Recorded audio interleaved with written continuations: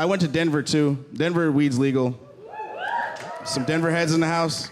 They started it. I mean, when you think about it, like $90 million for public education, it's a great move on their part in the first month.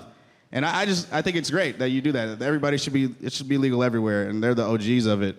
I went there though, and it's a little weird. It's next level shit going on in Denver right now. Cause like I went to the weed dispensary that the TSA agent told me to go to. I was like, this feels a little illegal. Feels like you shouldn't be doing this.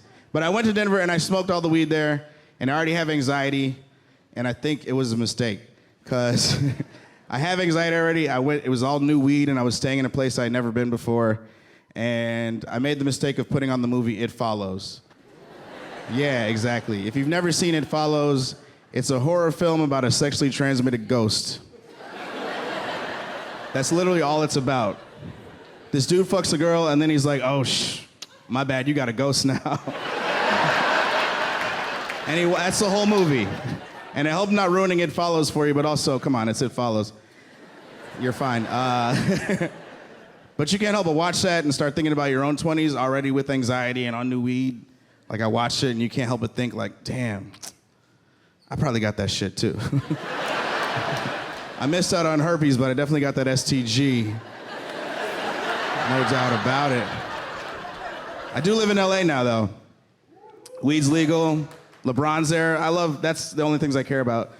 So I'm a fan, I guess, but it's weird. I noticed it's changing me a little bit because I did walk in a coffee shop the other day and I looked around and I just yelled out loud, oh shit, y'all got hella oat milk. Then I was like, wait, do I say things like that? I don't know. I guess I do. I don't know. I'm in a relationship now. Yeah. I dated for 31 years. I was single for 31 years. It was a crazy, wild time. It was fun, though. I tried a lot of different things. I was in an open relationship for a little bit. It was an open relationship that was completely non-sexual. A lot of people just call that a friendship. We don't really like labels like that, though, you know? I only lied to one girl, though. I'm proud to say I only lied to one girl the whole time we were dating, and there was a lot of honesty. Like, I would be open up front, like, yo, I'm not looking for anything. I'm gonna end up moving from city to city. It's probably not gonna work out. But I lied to one girl because me and this girl were out one night. It was like a first date, and we'd had drinks and Molly, so it was like a regular date. And we're just hanging out at the bar, and somebody comes in the bar, and they kind of smelled like weed. And they walked right past us, and she just looks at me and goes, ugh, do you smell that? And I was like, yeah. And she was like, it smells like weed, right? And I was like, hell yeah. And then she was like, I hate weed. And I was like, oh, me too. And in my head, I'm like, but we just did all that Molly. What is wrong with you? Weed is way safer. But I went out with her for 2 weeks, and for 2 weeks she believed I never smoked weed and that I never said the N-word. And if you know me based on these last 10 minutes, those are like two of my favorite things to do. I actually wake up every morning and look in the mirror and go, all right, nigga, let's do this. It's a great way to start your day, you know. Try it out if you're black. I mean, try it out if you're not at your own risk, but... Also in college, I did try to start this fraternity called High Nigga Pie. That's a true story. I went to the board and everything. I was like, hey, I'd like to start this frat. Will Miles, I'm a freshman, thank you. Frat's called High Nigga Pie. And I went to an all-black school. I went to Morehouse College. And they looked at me. They were like, sir, nigga is not Greek. And I looked at them and I was like, y'all niggas aren't Greek.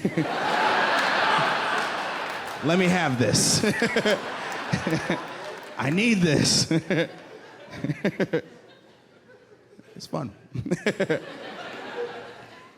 I was thinking about one audition I went on, like when I was doing commercial acting still, was like one of the most racist auditions I went on in my life. It was an audition to be the voiceover of a ghetto squirrel. I don't know if you guys understand what that is, but that's what it said. I also didn't understand what it was, so I read the bylines and they were like, think about what it'd be like. They were like, look at this. You are either the zebra from Madagascar or the donkey from Shrek. Have that in your mind when you do this audition. And I was like, all right, that feels a little racist, but I'm gonna read further, because you have to do that sometimes. So I read further, and the next line just said, this squirrel didn't go to college. Right, and I was like, no squirrel went to college. That would be amazing. That would be a hell of a ghetto squirrel. That would be amazing. That mean he beat all odds to get to college. That's great. That's a great story. That's the kind of squirrel I would want in my frat high nigga pie. We would have a house.